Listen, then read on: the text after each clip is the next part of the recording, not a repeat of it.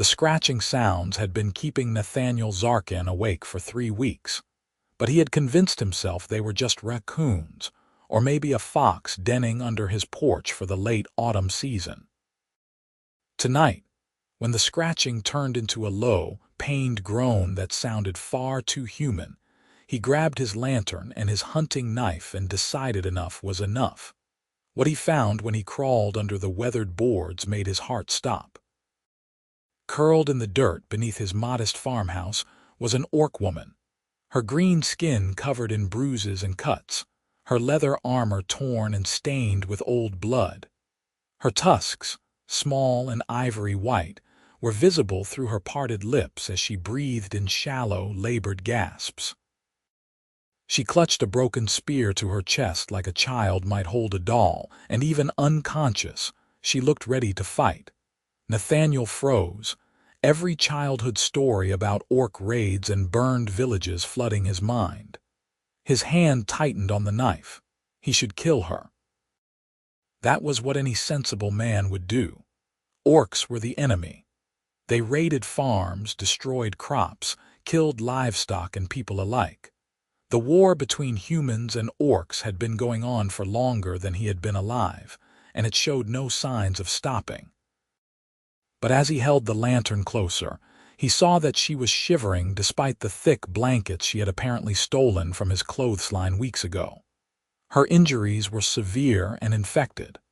One leg was twisted at an odd angle, clearly broken. Whatever fight she had fled from, it had nearly killed her. He crawled back out from under the porch and sat on the steps, running his hands through his dark hair. The sensible thing would be to go into town at first light and bring back the militia. They would drag her out and execute her, probably string her up as a warning to any other orcs who thought about coming this far south into human territory. Nathaniel looked at his fields, at the small farmhouse he had built with his own hands after leaving the army 5 years ago. He had come here to escape the killing, to find peace in the simple rhythm of planting and harvest. He had seen enough death in the war, too much death. "Damn it all," he muttered, and went to heat water and gather his medical supplies. Getting her out from under the porch without causing more injury was a challenge. She was tall, at least 6 feet, and muscled like someone who had spent their entire life training for war. When he finally managed to drag her into his small house and onto the bed in his spare room, she was still unconscious, which was probably a mercy given how much pain she must be in. He worked through the night, cleaning wounds that should have killed her days ago. Orcs were tough, that much was true. Her leg required him to set the bone, and even unconscious, she groaned and thrashed enough that he had to tie her down. The sound made him feel like a monster, but it had to be done. By the time dawn broke through his windows, washing the room in pale golden light, he had done everything he could. The rest was up to her body and whatever god she prayed to. He made coffee and sat in his kitchen, exhausted and wondering what madness had possessed him. If anyone found out he was harboring an orc, they would burn his farm and possibly hang him alongside her. The frontier was no place for mercy when it came to orcs. Too many people had lost too much. For the next 2 days, she remained unconscious, burning with fever. Nathaniel tended her as best he could, changing bandages, forcing water between her lips, and keeping the fire going so she would not freeze. He moved about his daily chores in a fog of anxiety, constantly checking to make sure no one was approaching the farm, that no smoke signals rose from the distant hills where orc clans sometimes gathered. On the 3rd morning, when he entered the room with fresh water and clean bandages, her eyes were open. They were gold, like amber held up to sunlight, and they watched him with a mixture of pain, confusion, and barely restrained violence. "Easy," he said, holding up his hands to show he was unarmed. "You are hurt. I have been trying to help." She stared at him for a long moment, her breathing heavy. Then she tried to sit up, gasped in pain, and fell back against the pillow. Why? The word came out rough, accented heavily but understandable. Good question, Nathaniel admitted, setting the water down on the small table beside the bed. I have been asking myself the same thing. You should kill me.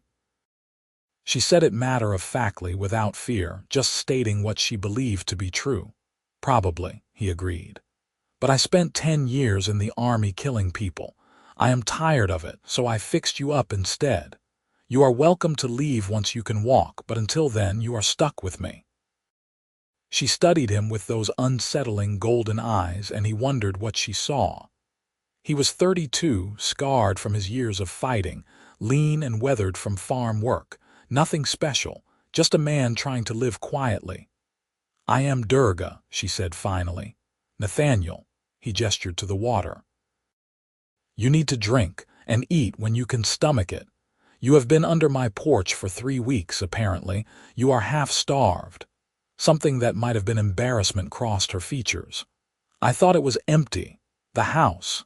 No smoke from the chimney for days when I first came. I was in town selling my harvest, he explained. When I came back, I heard scratching but figured it was animals. He paused. What happened to you? Her face went hard, closed off. My clan. I refused to raid a human settlement. There were children there, little ones who had done nothing. The war chief said I was weak, that I had lost my honor. They beat me and left me to die. The casual way she said it made his chest tight. Your own people did this. I broke our laws, showed mercy to humans. This is the price. She looked away from him, toward the small window where morning light streamed in. You should not have helped me. If they find out a human tended me, they might come for you too. Let them come, Nathaniel said, surprised by the anger in his own voice. I did not leave the army to live in fear. Over the following weeks, an uneasy routine developed. Nathaniel continued his farm work while Durga slowly healed. She was a difficult patient, stubborn and proud, hating every moment of weakness. But she was also sharp-witted and observant, and once she could sit up without gasping in pain, she began to talk. She told him about life in an orc clan, about the constant pressure to prove strength, to raid and fight and never show anything that might be perceived as weakness. She told him about her mother, who had died in a raid when Durga was young, and her father, who had been ashamed of his daughter's hesitation to kill unnecessarily. In turn, Nathaniel spoke of his own past, of growing up on a farm much like this one, of joining the army at 20 when orc raids destroyed his family's land and killed his younger brother, of fighting for years, rising through the ranks, until the day he realized he could not remember what his brother's laugh sounded like. That was the day he deserted, changed his name, and came here to start over. So we are both traitors, Durga said one evening as they sat in his small kitchen. She could walk now with a limp and insisted on helping with small tasks despite his protests. I prefer to think of us as people who chose to stop fighting, Nathaniel replied, stirring the stew he had made for dinner. It was not much, just vegetables and salt pork, but it smelled good, and Durga had been eating everything he put in front of her as she regained her strength. A nice way to say the same thing, she said, but there was almost a smile on her face. It transformed her features, made her look younger and less hardened by war. As autumn deepened into early winter, Nathaniel found himself looking forward to their conversations more than he wanted to admit. Durga was intelligent and funny in a dry, sardonic way that caught him off guard. She helped around the farm as much as her healing injuries allowed, and she was surprisingly gentle with the animals despite her fearsome appearance. One morning, he found her in the barn talking softly to his milk cow, who was usually skittish around strangers. The cow was eating grain from Durga's hand, completely calm. You are good with her, he observed from the doorway. Durga looked up, and in the soft light filtering through the barn slats, he was struck by how beautiful she was. It was a strange thought, one that should have felt wrong given everything he had been taught about orcs, but it settled in his chest with the weight of truth. I always wanted to raise animals, she admitted, but orc clans do not keep livestock like humans do. We hunt or we raid. There is no time for this kind of peace. You could stay, he said, the words tumbling out before he could stop them. I mean, when you are fully healed, you could stay here. Help with the farm. I could use another set of hands, and it is clear you cannot go back to your clan. She went very still, her hand frozen in the act of stroking the cow's nose. You do not know what you are offering. If anyone found out you were sheltering an orc, they would kill us both. Then we will be careful, he said. The nearest neighbor is 5 miles away. I go into town maybe once a month. You could stay out of sight when I have visitors, which is almost never. It could work. Why would you do this? She turned to face him fully, her golden eyes searching his face. You owe me nothing. Less than nothing. My people have caused yours so much pain. And my people have caused yours just as much, Nathaniel countered. Maybe that is exactly why we should try something different. Maybe 2 traders can make a life together and prove that all this fighting is pointless. Durga was quiet for a long time, then she nodded slowly. I will stay. For now, we will see if this madness of yours can work. Winter came in hard that year, with snow piling high around the farmhouse and wind howling through the trees. Nathaniel and Durga fell into an easy partnership, working together to care for the animals, to keep the house warm, to pass the long dark evenings. They played cards by the fire, a game Nathaniel taught her that she picked up with alarming speed. They cooked together, with Durga showing him recipes from orc cuisine that used herbs and spices in ways he had never considered. They talked about everything and nothing, sharing stories and dreams and fears. And slowly, without either of them quite meaning for it to happen, the space between them began to feel charged with something more than friendship. Nathaniel noticed the way his breath caught when she smiled, the way his hand tingled when they accidentally brushed against each other, the way he found excuses to be near her, to hear her laugh, to see the way firelight played across her green skin. Durga, for her part, seemed equally affected. He caught her watching him sometimes with an expression he could not quite read, something soft and wondering and afraid all at once. She started sitting closer to him in the evenings, their shoulders touching as they read or talked. She would touch his arm when making a point, her strong fingers gentle against his skin. The tension built like a storm gathering on the horizon, inevitable and electric. It broke on a night in deep winter when they were snowed in, the world outside white and silent and impossibly vast.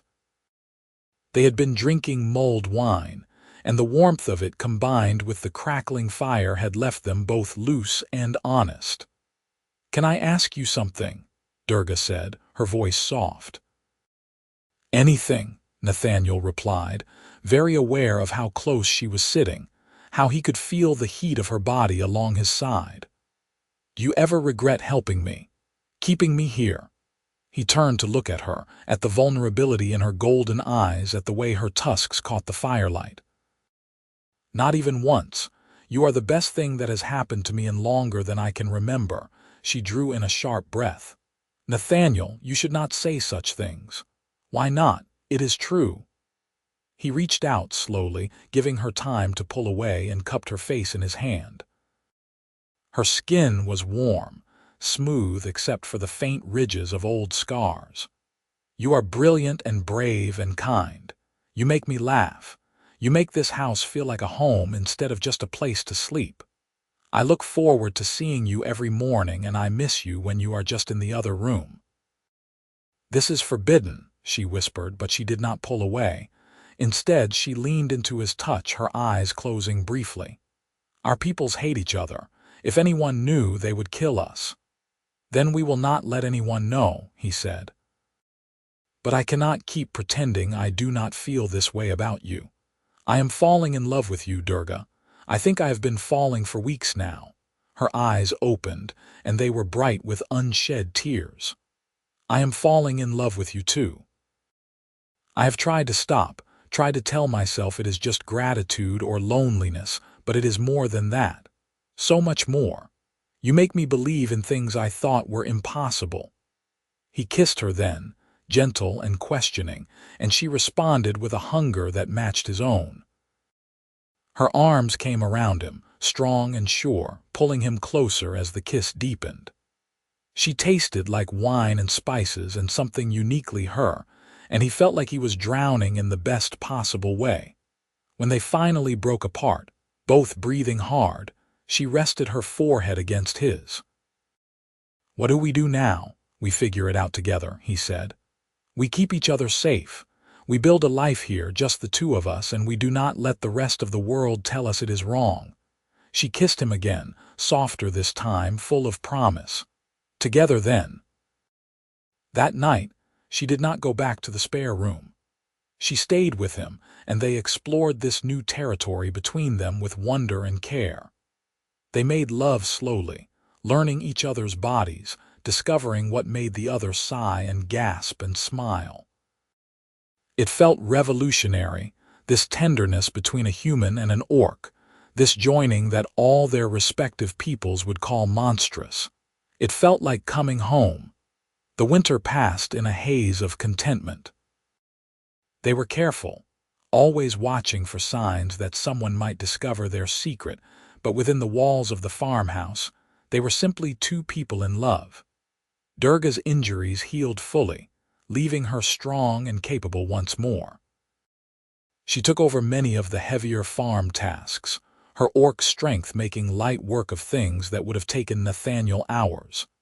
In return, he taught her to read and write in common, something she had never had the opportunity to learn. She proved an eager student, devouring every book he owned and begging for more whenever he went to town. Spring arrived with a riot of green growth and new lambs in the barn. Durga proved to have an unexpected talent for animal husbandry, and under her care, their small flock thrived. She sang to the sheep sometimes, old orc songs in a language Nathaniel did not understand, her voice deep and melodic. "What are those songs about?" he asked one day as they worked together to repair a fence. "Home," she said softly. "Family, the land, things every orc child learns." She paused in her work, looking out over the fields that were beginning to show the first shoots of planted crops. "I never thought I would have those things. Orcs like me, who do not fit the mold, we usually die young, in battle or at the hands of our own clans. But here with you, I have all of it. Home, family, land to tend." He set down his tools and pulled her into an embrace, holding her tight. "You will always have those things here, I promise you that." She held him just as fiercely. "I know, and that terrifies me because it means I have something to lose now." Her fear proved prescient. In early summer, riders came down the road toward the farm. Durga was in the back fields, far enough away to not be immediately visible, but Nathaniel's heart still raced as he walked out to meet them. There were 5 of them, all wearing the insignia of the royal militia. The leader, a hard-faced woman with graying hair, dismounted and gave him a curt nod. "Nathaniel Zarkin." "That is me," he confirmed, keeping his voice level despite the fear coursing through him. "What can I do for you?" "We are tracking a dangerous orc raider that was spotted in this area. A female, about 6 feet tall, traveling alone. Have you seen anything suspicious?" Nathaniel's mind raced. He forced himself to meet her eyes steadily. "I have not seen any orcs around here. What did this one do?" "She is wanted for desertion by her own clan and for trespassing on human lands," the woman said. Her clan has offered a bounty to anyone who brings her in, alive or dead. They want to make an example of her. Sounds like they already beat you to it if she is running and alone, Nathaniel observed. Why do we care about orc clan politics? The militia leader's expression hardened. Because an orc is an orc, and we do not need them thinking they can just wander through human territory whenever they please. If you see anything, you report it immediately. Understood. Understood, Nathaniel agreed and watched as they mounted up and rode on toward the next farm. He waited until they were out of sight before running to find Durga. She was already making her way back to the house, having spotted the riders from a distance. "We have to be more careful," he said urgently. "They are looking for you. Your clan put a bounty out." She went pale, which made the green of her skin almost gray. "They want to make sure I cannot find peace anywhere. That was always the risk. We can run, go further south, find somewhere more remote. Or we stay and we are smarter about this," Nathaniel countered. "We have been lucky so far. We just need to be more cautious. You stay close to the house when I have to go to town. We build a hiding place, somewhere you can go if anyone shows up unexpectedly. We make this work." "Why are you willing to risk so much for me?" she asked, and he could hear the tears in her voice. "Because I love you," he said simply. "Because losing you would break me. Because I believe we deserve this chance at happiness, and I will fight for it with everything I have." She kissed him hard, desperately, and he tasted salt from her tears. "I love you too, more than I thought possible." They built the hiding place together, a concealed root cellar beneath the barn with an entrance that looked like just another section of floor. It was well ventilated and stocked with supplies, enough that Durga could stay hidden for days if necessary. They practiced their routine until it was second nature, until she could disappear in less than a minute if needed. Summer turned to autumn, and they lived in a state of constant vigilance. But they also lived with joy, stealing moments of peace and laughter between the worry. They worked the harvest together, and it was the best yield Nathaniel had ever produced. They made plans for winter, for next year. For the future they were building one careful day at a time. On a crisp October evening, as they sat together watching the sunset paint the sky in shades of orange and gold, Nathaniel took her hand.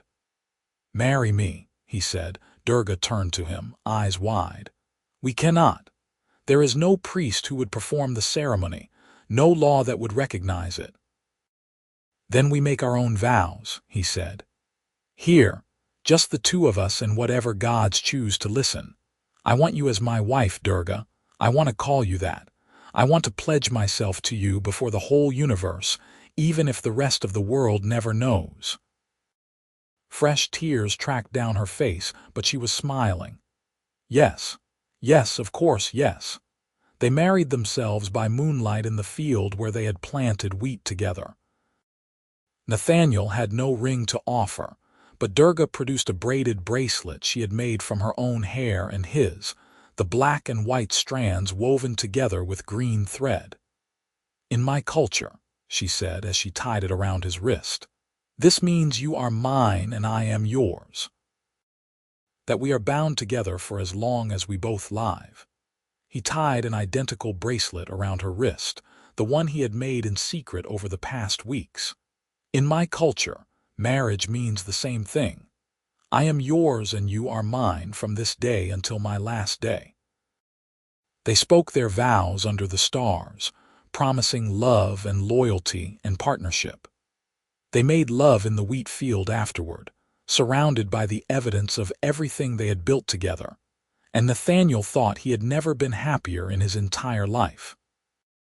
The happiness lasted through autumn and into winter. They celebrated their first anniversary of the day he had found her under the porch, laughing about how far they had come from that terrified, painful beginning. Durga had been teaching him her language, and he surprised her by writing her a love poem in it, fumbling through the pronunciation until she was crying with laughter and kissing him breathless. But their peace could not last forever. The trouble came on a bitter February morning when Nathaniel had gone to town for supplies. He was at the general store, gathering flour and sugar and coffee, when he overheard a conversation between two men he did not recognize. "Heard there is a whole squad of bounty hunters coming through, looking for that deserter orc," one said.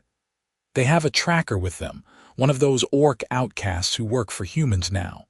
Supposed to be able to find any orc within 10 miles. Good riddance to the lot of them," the other replied. "Though I would not mind claiming that bounty myself. 100 gold pieces could set a man up nice." Nathaniel's blood ran cold. He finished his purchases mechanically and rode back to the farm faster than he ever had before. Durga was feeding the chickens when he arrived. She took one look at his face and went still. "What happened?" he told her quickly, words tumbling over themselves. "We need to run right now. Get whatever you can carry and we go." "Where?" she asked, already moving toward the house. "They have a tracker, an orc tracker. They will follow us anywhere we go." "Then we go somewhere unexpected," Nathaniel said, his mind racing. "North, into orc territory. They would not expect you to go back there." "I would be killed on sight," Durga said flatly.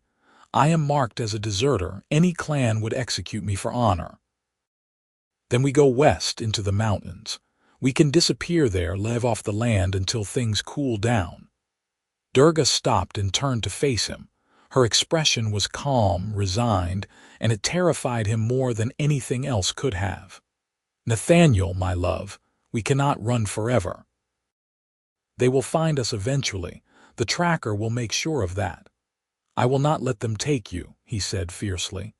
"I will fight every single one of them if I have to, and die in the process," she replied gently. She cupped his face in her hands, her thumbs stroking his cheekbones. "I will not let you throw away your life for me.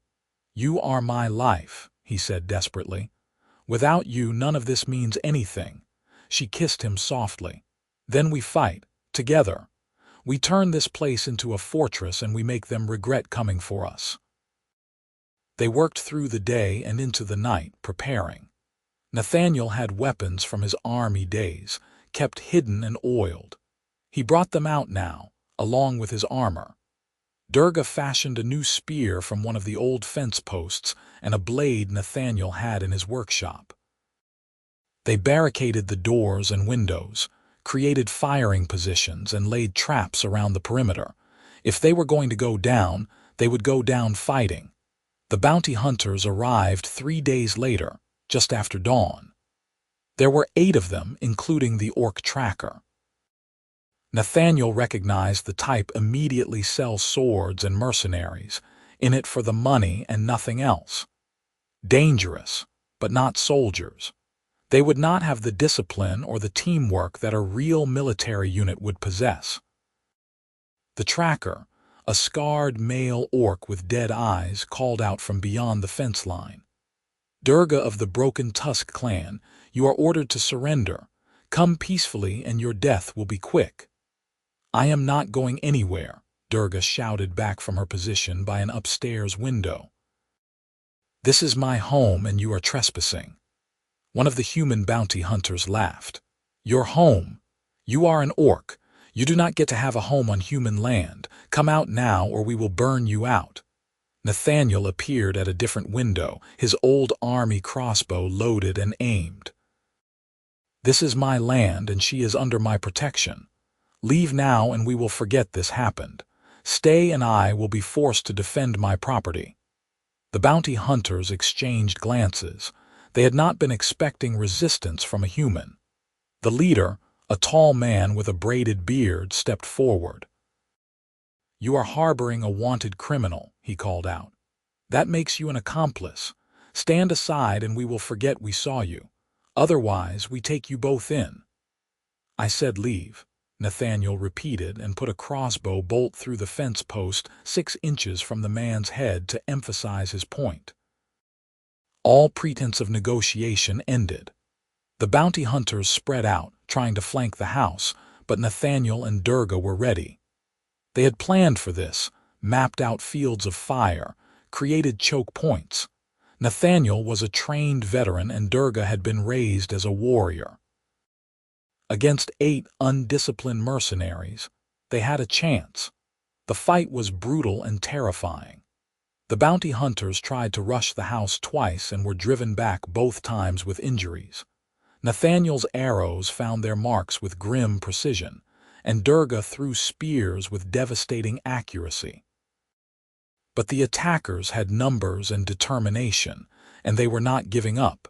As the day wore on, the situation became desperate. They were running low on ammunition. One of the bounty hunters had made it to the barn and was trying to set it on fire. If the animals died, their entire livelihood would be destroyed. "I have to get to the barn," Durga said, checking her remaining spears. "That is what they want," Nathaniel argued. "They want to draw you out into the open where they can surround you." "I know. But I cannot let them burn everything we have built." She looked at him, and her eyes were full of fierce love. "Trust me, I have fought worse odds than this." Before he could protest, she was out the door and running, her speed and strength carrying her across the open ground faster than the bounty hunters expected. She hit the first one like a battering ram, her shoulder taking him in the chest and sending him flying. Her spear took another in the leg, dropping him screaming. Nathaniel provided covering fire, his arrows keeping the others back while Durga fought her way to the barn. She was magnificent and terrifying, moving with a warrior's grace, her green skin seeming to glow in the afternoon sun.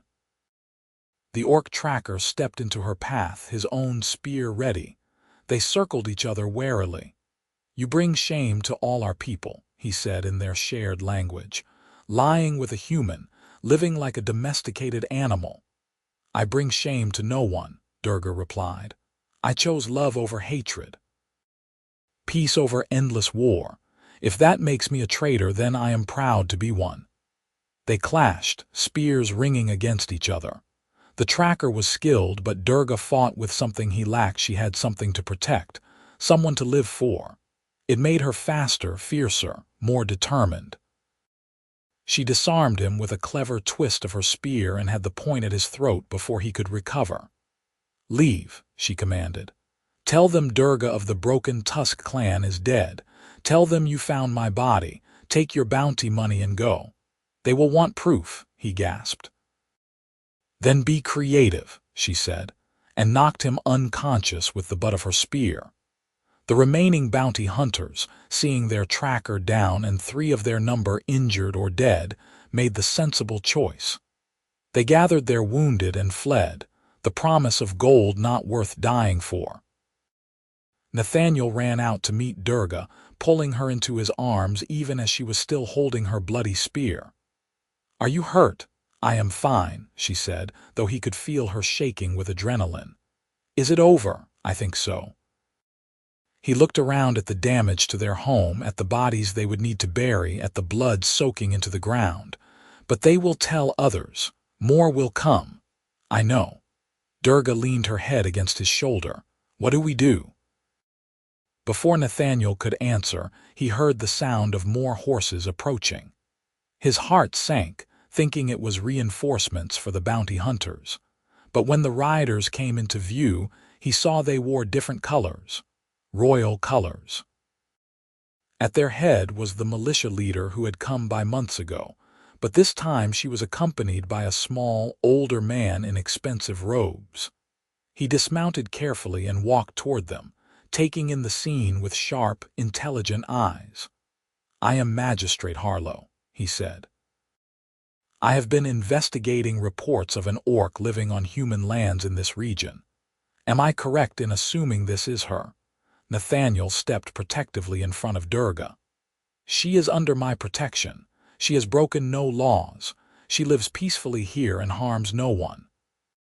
"Yet several men just fled this farm claiming they were attacked," the magistrate observed. They were bounty hunters trying to collect on a price put on her head by her own clan, Nathaniel said. We defended ourselves and our property, as is our right. The magistrate studied them both for a long moment.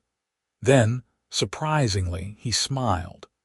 You must be Nathaniel Zarkin, former Captain Nathaniel Zarkin of the King's Third Army, if I am not mistaken, decorated war hero, officially listed as missing in action 5 years ago. Nathaniel's stomach dropped. I do not know what you are talking about. Come now, Captain. I have done my research. You led the defense at Blackridge Pass, saved over 300 civilians during the retreat from Stonehill, earned the King's Cross for valor not once but 3 times, then you simply vanished. The magistrate's expression turned thoughtful. I suspect the war broke something in you. I have seen it happen to good men before. You wanted peace, so you took it. If you are here to drag me back to the army, Nathaniel said quietly, you should know I will fight you too. I am not here for that, the magistrate said. In fact, I am here because certain members of the royal court have been following your situation with great interest. The king himself, in fact. The king knows about us, Durga said, speaking for the first time. Her hand found Nathaniel's and gripped it tightly. He does now. One of his advisors has been advocating for a different approach to the orc conflict, seeking peace rather than perpetual war. When he heard about a human and an orc living together peacefully, working a farm, defending it side by side, he saw an opportunity. The magistrate pulled a sealed document from his coat. This is a royal decree. It grants Durga full citizenship in the kingdom under the protection of the crown. It also reinstates your military honors, Captain Zarkin, and grants you ownership of this land in perpetuity, free from all taxes for the next 10 years. Nathaniel took the document with shaking hands, not quite believing what he was reading. Why would he do this? Because the king is tired of war too, the magistrate said. Because he thinks if one human and one orc can make peace, perhaps more can follow. He wants to hold you up as an example of what is possible, if you are willing. Nathaniel looked at Durga, at the hope and fear warring in her golden eyes. Then he looked back at the magistrate. What exactly would being an example entail? Nothing too onerous. Periodic visits from royal observers, perhaps testifying before the council about your experiences. Allowing your story to be told to others who might be open to peace. The magistrate paused, and there is one other thing. The king would like to formally recognize your marriage. You know about that too, Durga asked faintly. The king's sources are quite thorough. The magistrate smiled. He has authorized me to perform a legal binding ceremony if you wish. One that would be recognized by law and recorded in the royal records. The first marriage between a human and an orc in the kingdom's history. Nathaniel felt tears prick his eyes. We would be legally married.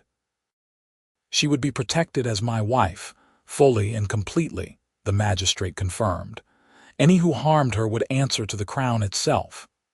Durga made a choked sound and turned to Nathaniel. Is this real? Can this be real? I think it is, he said wonderingly, pulling her close.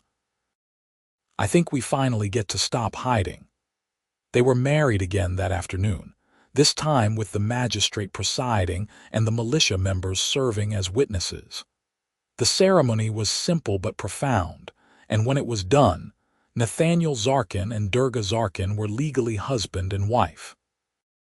The militia leader, who introduced herself as Captain Vera, approached them afterward. I apologize for my harsh words when I was last here, she said stiffly. I did not understand the situation. You were doing your duty as you saw it, Durga replied graciously. I hold no grudge. The king has ordered me to provide protection for this farm, Captain Vera continued. We will have patrols in this area regularly. If anyone troubles you, send word and we will respond immediately. After the magistrate and militia left, Nathaniel and Durga stood together in the ruins of their yard, looking at the damage from the fight and the blood-stained ground. "We have a lot of cleaning up to do," Durga observed. "We have time," Nathaniel replied, squeezing her hand. "We have all the time in the world now." They spent the next weeks repairing the damage, burying the dead bounty hunters, and slowly returning the farm to order. True to the magistrate's word, royal patrols came through regularly, and word spread quickly that the farm was under the king's protection. The looks Nathaniel got in town were confused and sometimes hostile, but no one challenged him directly. Some people surprised him. Old Thomas, who ran the general store, quietly told him that he thought what they were doing was brave and that he hoped it worked. A young mother thanked Durga for proving that orcs were not all monsters, saying it gave her hope that her children might grow up in a more peaceful world. But there were those who were angry too, who saw their relationship as a betrayal or an abomination. Nathaniel found threatening notes nailed to his fence posts. Someone poisoned 2 of their sheep. A group of young men confronted Durga when she was in town, shouting slurs and throwing stones until Captain Vera's patrol arrived and arrested them. It was not easy, being pioneers of something new, but they faced it together, and that made all the difference. Spring came again, bringing new life to the farm. Durga was proved right about her skill with animals. Their flocks had grown considerably under her care, and several neighbors had started asking her advice about their own livestock. She gave it freely, slowly winning over even the skeptics with her knowledge and gentle manner. One warm April afternoon, as they worked together in the garden, Durga suddenly stopped and put her hand on her stomach. "What is wrong?" Nathaniel asked, immediately concerned. "Nothing is wrong," she said slowly. "I think something might be very right, actually. I think I might be pregnant." The words hit Nathaniel like a thunderbolt. "Pregnant? Is that even possible? Between our species?" "I do not know," Durga admitted, "but I have all the signs. And I am very late with my monthly bleeding. I was not going to say anything until I was sure, but now I feel I need to." Nathaniel dropped his trowel and pulled her into a tight embrace. "A baby. We are going to have a baby." "Maybe," she cautioned, but she was grinning widely, her tusks showing. "We should find a healer who can confirm it." Finding a healer willing to examine an orc patient proved challenging, but eventually they found an old midwife 2 towns over who was curious enough about the medical implications to overcome her prejudice. She confirmed what Durga had suspected. "You are about 2 months along," the midwife said, her tone professional despite the shock in her eyes. "I have no idea what to expect from a mixed pregnancy like this. You will need to be very careful, and I will need to check on you regularly." "Will the baby be healthy?" Durga asked, her hand protectively over her still flat stomach. "I cannot say for certain," the midwife admitted, "but you are strong and healthy yourself. That bodes well. We will simply have to wait and see." The pregnancy was difficult but not dangerous. Durga had more morning sickness than she expected, and her back ached constantly as her body changed to accommodate the growing child. But she glowed with happiness, and Nathaniel had never loved her more than when he watched her talking to her swelling belly, singing the old orc lullabies her own mother had sung to her. The magistrate visited several times throughout the pregnancy, documenting everything with fascination. "This child will be historic," he said during one visit. "The first child born of a human-orc union in recorded history." "This child will be ours," Nathaniel corrected firmly. "And we will raise them to be kind and strong and to know they are loved. The rest the world can sort out for itself." Durga went into labor on a cool October morning, exactly 1 year after their moonlit wedding in the wheat field. The midwife came quickly when Nathaniel's desperate message reached her, and she brought 2 assistants with her, certain she would need the help. The labor was long and difficult. Durga's orc constitution meant she could endure pain that would have broken a human woman, but even she screamed as the contractions ripped through her. Nathaniel stayed by her side the entire time, holding her hand, wiping her face, whispering encouragement and love. Finally, as the sun was setting and painting the sky in shades of gold and crimson, their baby entered the world with a lusty cry. "It is a girl," the midwife announced, her voice full of wonder, "and she is perfect." The baby had green-tinged skin, lighter than her mother's but unmistakably orcish. She had tiny, barely their tusks already visible in her father's dark hair. When she opened her eyes, they were hazel, a perfect blend of Durga's gold and Nathaniel's brown. "She is beautiful," Durga whispered, tears streaming down her face as the midwife placed the baby in her arms. "Our daughter." "What should we name her?" Nathaniel asked, gently touching one tiny hand. The baby immediately gripped his finger with surprising strength. "Hope," Durga said immediately, "because that is what she represents, hope for a better future." "Hope Zarkin," Nathaniel agreed, kissing his wife's sweat-dampened forehead. "It is perfect." News of Hope's birth spread quickly. The magistrate arrived within days, bringing gifts from the king himself, a silver rattle and a formal acknowledgement of Hope's citizenship. More surprising were the gifts from others. Their neighbors, even those who had been hostile before, brought blankets and clothes and food. The young mother from town brought a lovingly carved wooden cradle. "She proves it is possible," the woman said, looking down at Hope sleeping peacefully in her mother's arms, "that humans and orcs do not have to be enemies forever. That there can be a future where our children grow up together in peace." Not everyone was pleased, of course. There were still those who saw Hope as an abomination, who wanted her dead or driven away. But the king's protection held firm, and slowly, grudgingly, even the hardest hearts began to soften. Over the following years, their farm became something of a symbol. Other orcs who were cast out by their clans for showing mercy or refusing to fight began to make their way there, knowing they might find sanctuary. Nathaniel and Durga took them in when they could, helped them find their own land, their own peace. A few brave humans who had fallen in love with orcs despite all taboos came seeking advice and protection.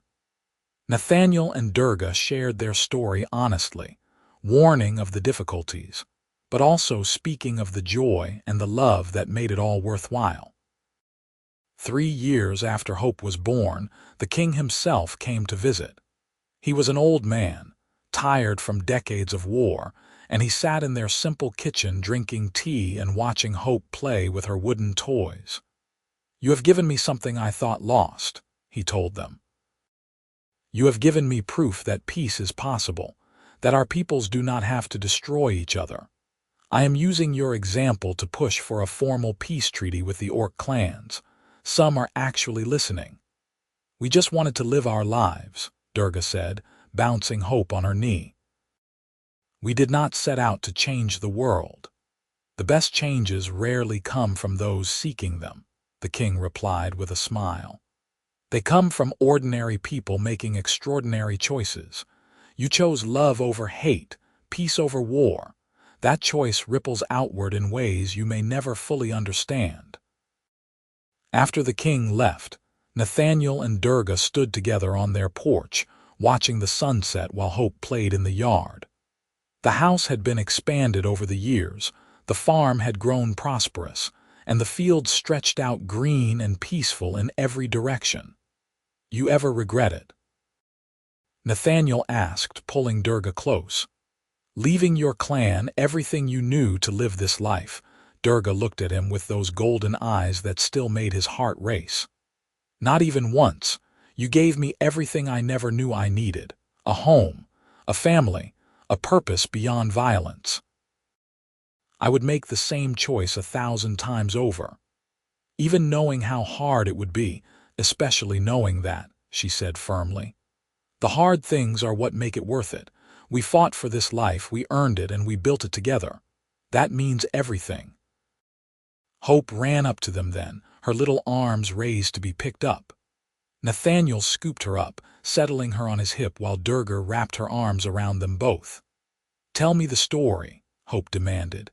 It was her favorite, the one they told over and over, but she never tired of hearing. "Which story, little one?" Nathaniel asked, though he knew. "How you and Mama met, how you found her under the porch." So he told it again, as the stars began to come out overhead, the story of how he had discovered an orc woman sleeping under his porch for 3 weeks straight. How he had made the choice to help her instead of hurt her. How that single choice had changed everything. Hope listened with wide eyes, even though she had heard it 100 times before. When he finished, she hugged him tightly and said, "I am glad you found Mama." "So am I, sweetheart," he replied, his voice thick with emotion. "So am I." Years continued to pass, marked by seasons and harvests and the steady growth of their daughter. Hope grew into a bright, curious child who inherited her mother's strength and her father's compassion. She learned to tend the animals, to work the land, and to read and write in both common and the orc tongue. She knew both human and orc songs, both cultures' stories, and she moved easily between the two worlds in a way her parents never could. When Hope was 7, a delegation of orcs arrived at the farm. Durga tensed when she saw them, old instincts screaming danger, but these orcs came in peace. They were representatives from several clans who had heard her story and wanted to learn from her example. "Our young people are tired of fighting," the leader, an older female with scars covering her arms, explained. "They want what you have, peace, the chance to build instead of destroy. We come asking for your help in negotiating with the human king." Durga looked at Nathaniel, who nodded encouragingly. She took a deep breath and said, "I will help however I can, but you need to understand that peace requires sacrifice from both sides. It means letting go of old grudges. It means choosing to trust even when every instinct says not to." "We are willing to try," the orc leader said, "because the alternative is dying in endless war, and we are tired of watching our children die for conflicts that started before they were born." The peace negotiations took months and were fraught with setbacks and challenges. There were those on both sides who wanted to sabotage the process, who profited from war or simply could not imagine another way. But slowly, painfully, progress was made. Nathaniel and Durga served as living proof that coexistence was possible. They spoke before councils, hosted delegations at their farm, and shared their story over and over until they were both sick of telling it. But every time they saw another human and orc couple find the courage to be together publicly, every time they heard of a trade agreement between a human town and an orc clan, they knew it was worth the exhaustion. 3 years after the negotiations began, the first formal peace treaty between humans and orcs was signed. It was limited in scope, covering only certain regions and certain clans, but it was a beginning. The king held a celebration at the royal palace, and Nathaniel and Durga were guests of honor. Standing in the great hall wearing formal clothes that felt strange and restrictive, watching human and orc dignitaries mingle awkwardly but peacefully, Nathaniel felt like he was in a dream. "Did you ever imagine this?" Durga whispered to him, resplendent in a gown that honored both human and orc design aesthetics. "That night when you pulled me out from under your porch, did you think it would lead to this? I thought I was either saving a life or making the biggest mistake of mine," he admitted. "I never imagined it would change the world." "We did not change the world," she corrected. "We just loved each other. The world changed itself in response. The peace was fragile and imperfect. There were still raids, still fighting, still those who refused to accept the new reality. But there were also more mixed couples every year, more children like Hope growing up with feet in both worlds. Trade began to flow between human and orc settlements. Cultural exchanges happened. Slowly, grudgingly, understanding grew. On Hope's 10th birthday, the farm had nearly 30 people living on it, or the surrounding lands they had purchased a mix of humans, orcs, and a few children of mixed heritage like Hope herself. It had become a small community dedicated to proving that peace could work. That night, after the birthday celebration, Nathaniel and Durga escaped to the porch of their original farmhouse, the one he had built so many years ago when he was just seeking solitude. "I am tired," Durga admitted, leaning her head on his shoulder. "All this work for peace, it is exhausting. Sometimes I miss when it was just us." "We can step back if you want," Nathaniel offered. "Let others carry the torch for a while. We have given enough." She was quiet for a moment, considering. Then she shook her head. "No, we have to keep going. For Hope and all the other children like her. So they grow up in a world that accepts them instead of trying to destroy them." "Then we keep going," he agreed. "Together like always." "Together," she echoed and kissed him softly. More years passed. Hope grew into a young woman, beautiful and fierce, and filled with passionate idealism about making the world better. She became a voice for her generation, speaking eloquently about the futility of war and the possibility of peace. The king, now very old, took her on as an advisor, valuing her unique perspective.